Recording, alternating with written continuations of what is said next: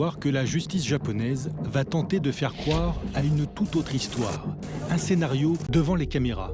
Carlos Ghosn, un des hommes les plus puissants de la planète, PDG du premier groupe automobile mondial, est embarqué par la justice japonaise comme un dangereux criminel.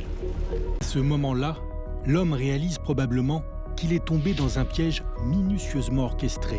Alors, comment tout cela est-il arrivé? Ce soir d'automne 2018, Carlos Ghosn revient au Japon. Il se réjouit de passer une soirée en famille. Il doit dîner avec l'une de ses filles, sa plus jeune fille. Elle doit lui présenter son nouveau petit copain.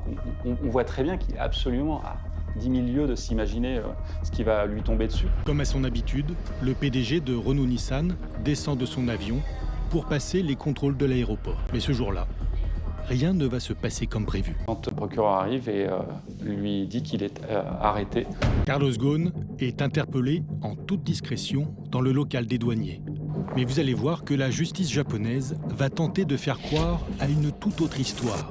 Un scénario complètement déformé et mis en scène spécialement pour les médias. On a vu sur toutes les télévisions du monde entier l'arrivée de l'avion, l'intervention de la police et des caméras de télévision. Il fallait quand même qu'elles aient été prévenues, ces chaînes de télévision, qu'il y aurait un événement.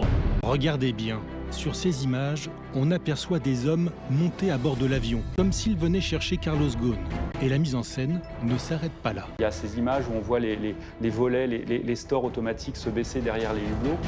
C'est une image assez forte en fait, il y a une symbolique très. D'un autre côté, on a convoqué certains médias japonais et on leur propose de filmer l'avion dans lequel soi-disant Carlos Ghosn se trouve, mais en fait c'est pas du tout le cas. Mais alors, pourquoi une telle mise en scène? Il y a peut-être... Ça signe le crime, c'est-à-dire que d'entrée de jeu, on avait l'impression que c'était spectaculaire et que Carlos Ghosn était forcément coupable. En clair, la justice aurait voulu signifier d'emblée que Carlos Ghosn était coupable, qu'importe la présomption d'innocence.